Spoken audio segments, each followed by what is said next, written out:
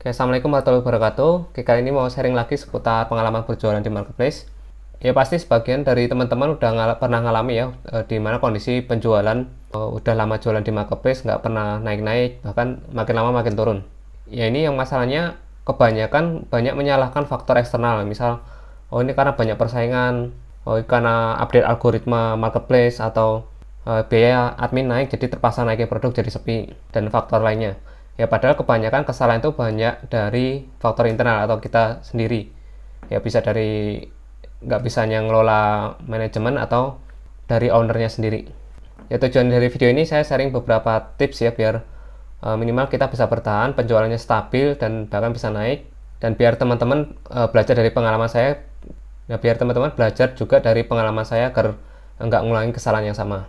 Yang pertama, itu kebanyakan kalau yang udah agak lama jualan di marketplace itu tidak menguasai fitur-fitur yang dari marketplace. Jadi merasa udah bisa jualan, jadi nggak pernah nyoba ke fitur-fitur yang lain di marketplace. Padahal marketplace itu selalu update menyediakan fitur yang mendukung untuk para seller.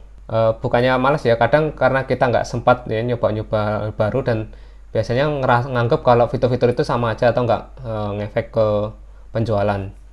Ya makanya kita harus, untuk fitur itu perlu dicoba semua. Ya memang nggak semua itu cocok buat toko kita, tapi seenggaknya kita udah bisa menguasai untuk beberapa fitur yang disediakan di marketplace. Terus fitur-fitur apa aja sih yang perlu dikuasai kalau di marketplace? Jadi marketplace itu udah nyediain fitur buat pengembangan toko atau produk kita ya, yang di toko marketplace kita.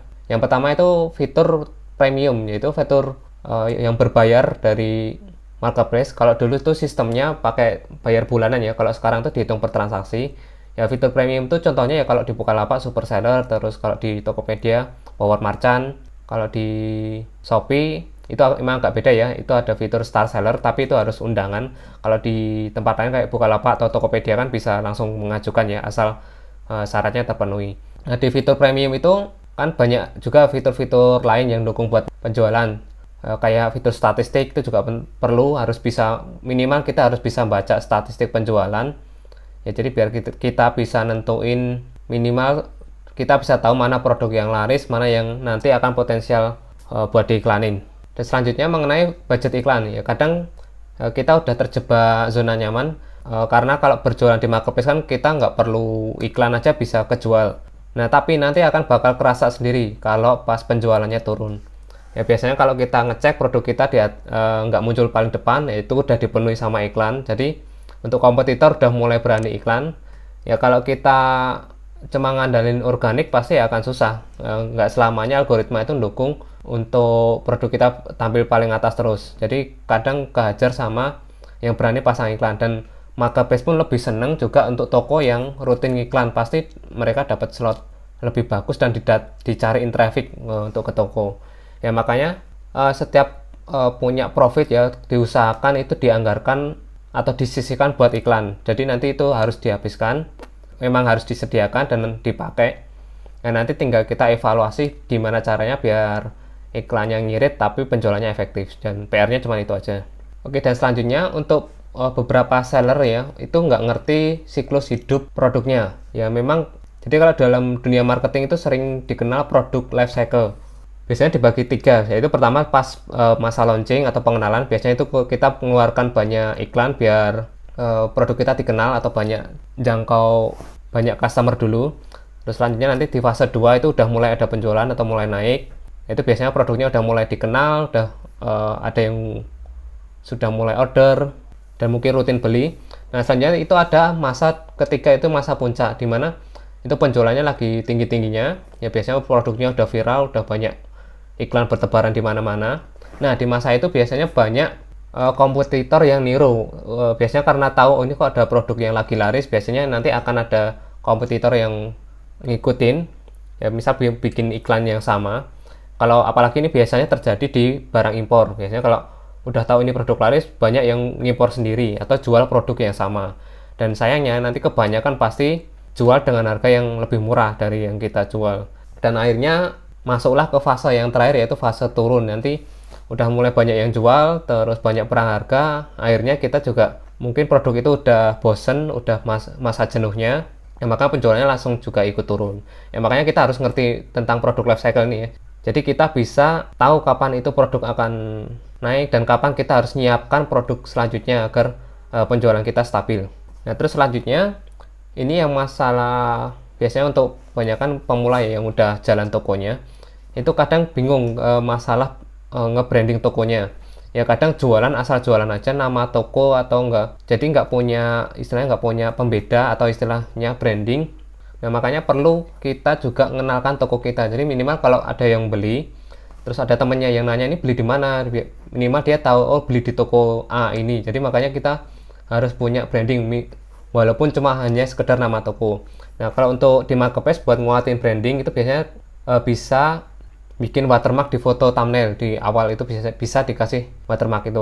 Kalau di packing ya bisa ditempel di packingnya atau di label pengiriman, itu juga bisa buat nguatin untuk dari sisi brandingnya. Terus selanjutnya malas ikut promo ya, karena untuk ikut promo itu biasanya ada jadwalnya ya, dan kita harus selalu ngikutin ya. Kadang tiap marketplace beda-beda, ada yang diumumkan, ada yang model diundang ya. Makanya kalau untuk ada kesempatan promo itu harus diikuti ya. Memang sih kalau kita ikut promo nanti akan profitnya agak turun ya, tapi minimal kita bisa dapat traffic gede tanpa harus kita ngeluarin budget iklan. Jadi misal penjualan kita nggak banyak pun minimal traffic ke toko banyak, jadi bisa datengin, bisa nambah-nambah follower juga untuk toko. Makanya untuk promo ini harus wajib lah, kalau dapat undangan itu harus bersyukur banget, harus minimal harus ikut. Kalau promo yang biasanya rame itu seperti flash sale itu juga bisa datengin traffic banyak ke toko. Terus selanjutnya terlalu pelit sama customer, tentu buat customer lama atau customer baru. Ya biasanya kita kalau udah ngerasa laku itu males ya ngasih voucher dan misal kasih subsidi gratis ongkir, yang ngerasa udah tanpa voucher pun bisa laku ya. Makanya untuk seller itu disarankan harus pakai voucher ya. Ya karena kalau pakai voucher bisa ningkatin konversi juga ya. Posisikan kayak kita mau belanja ya, kadang kalau kita belanja itu nggak ada voucher atau nggak ada gratis ongkirnya, itu mikir-mikir masih berusaha nyari toko yang lain ya. Walaupun kita dapat voucher, walaupun kita klaimnya kecil ya, misal dapat voucher cuma 2.000 atau 5.000 udah seneng dan langsung belanja biasanya kalau bisa klaim voucher ya. Jadi seperti itu. Terus selanjutnya nggak ngumpulin sama bangun database. Jadi kebanyakan kalau kita jualan di marketplace ya asal jualan ya. Selanjutnya untuk database di marketplace itu sendiri nggak kita olah atau nggak kita kumpulkan. Jadi saya pernah bikin video yang dulu itu cara ngambil database di marketplace, itu gampang banget, tinggal di download. Jadi sekali download kita udah dapat data pembeli mulai dari nama, alamat sampai nomor telepon. Nah itu penting banget ya. Jadi kalau kita jualan ke orang yang pernah beli ke kita itu lebih gampang ya, minimal mereka udah tahu, udah pernah belanja ke kita. Jadi kalau kita follow up, kita jualin produk lain tuh bakalan lebih gampang untuk mau beli lagi ya. Jadi kita jualan di marketplace nggak rugi ya, nggak cuma dapat profit tapi kita bisa dapat database. Dan nanti untuk video tentang cara ngambil database dari marketplace nanti silahkan cek di channel saya, udah ada, atau nanti saya kasih linknya di deskripsi video. Oke, untuk selanjutnya yaitu nggak datangin traffic dari eksternal atau dari luar marketplace. Jadi kebanyakan masih full ya mengandalkan ya udahlah jualan di marketplace, ya udah fokus di marketplace, tapi nanti bakalan kerasa kalau udah banyak yang jualan produk yang sama, terus udah mulai banyak yang niru produk kita, banyak yang niru konten produk kita, itu nanti bakalan penjualan bakal turun. Nah makanya kita perlu datangkan traffic tambahan yang dari luar. Yang paling gampang sih kalau di marketplace ya, itu bisa datangin dari sosmed. Sosmed itu bisa dari Facebook, YouTube, TikTok dan segala macam, itu lagi powerful banget. Ya minimal kalau kalian mau datangin traffic dari luar ya harus usah bikin konten ya. Minimal kalau di YouTube ya bikin video review itu udah sangat efektif banget buat nambah-nambah penjualan. Lagian kalau pakai video juga bisa ningkatin penjualan juga di marketplace. Terus selanjutnya nggak pernah ngupdate produk baru atau nambah produk. Jadi kita perlu ya kalau bikin toko di marketplace itu nggak cuman sekedar upload semua produk langsung brek terus didiemin, nggak upload lagi.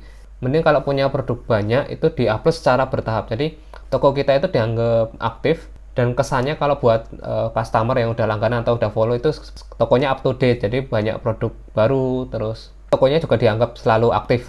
Oke, terus untuk selanjutnya yaitu berhenti riset atau inovasi produk. Jadi kadang kalau udah ngerasa penjualannya stabil, terus malas ya mau nambah-nambah produk atau mengembangkan produk baru. Nah, ini jadi masalah nanti ya, terutama buat dropshipper juga ya, karena setiap produk yang winning tuh pasti juga akan turun penjualannya.